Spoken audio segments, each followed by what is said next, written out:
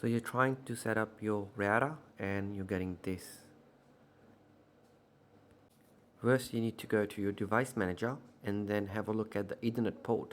Now, if the drivers are not there, you are most likely to not see that router connected. So what you need to do, if there's an exclamation mark in there, you need to download the drivers for your motherboard, and then once that's installed, you will see all the exclamation marks has gone out of that, which means it's installed correctly.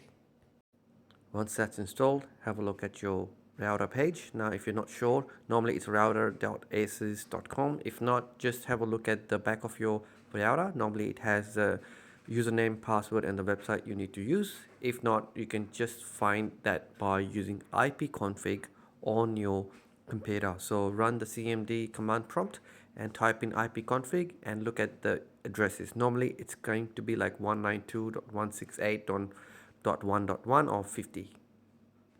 Hit on continue and you will get to this page. Now obviously this is not a secure site, so what you need to do is you need to follow the prompts. As you can see, in my case, I'd actually have to go advanced and then proceed, and in here you need to add your username and password. Normally it's at the back of the router, and then once you do that, you will get to this page. Now this is a main page where you can actually change the config, SSID, and also the type of router you want to use. You want to use it as a mesh, or you want to use it as a repeater. In my case, I am going to use it as a repeater, so make sure you select the administration console, and then from here you can use a repeater mode. So at this point, it will ask you to connect to an existing Wi-Fi connection. In my case, I already have that, so I'm just gonna look for my Wi-Fi. Now it's searching for my Wi-Fi. Once the Wi-Fi is there, I will put in my password.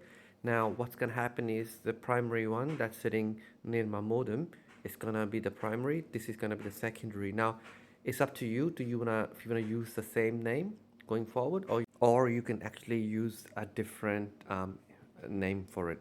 But for me, in my case, I'm gonna change it from repeat to the actual name, so that if I am in the first room, I connect to the original one. If not, I use the next access point. I hope that helps.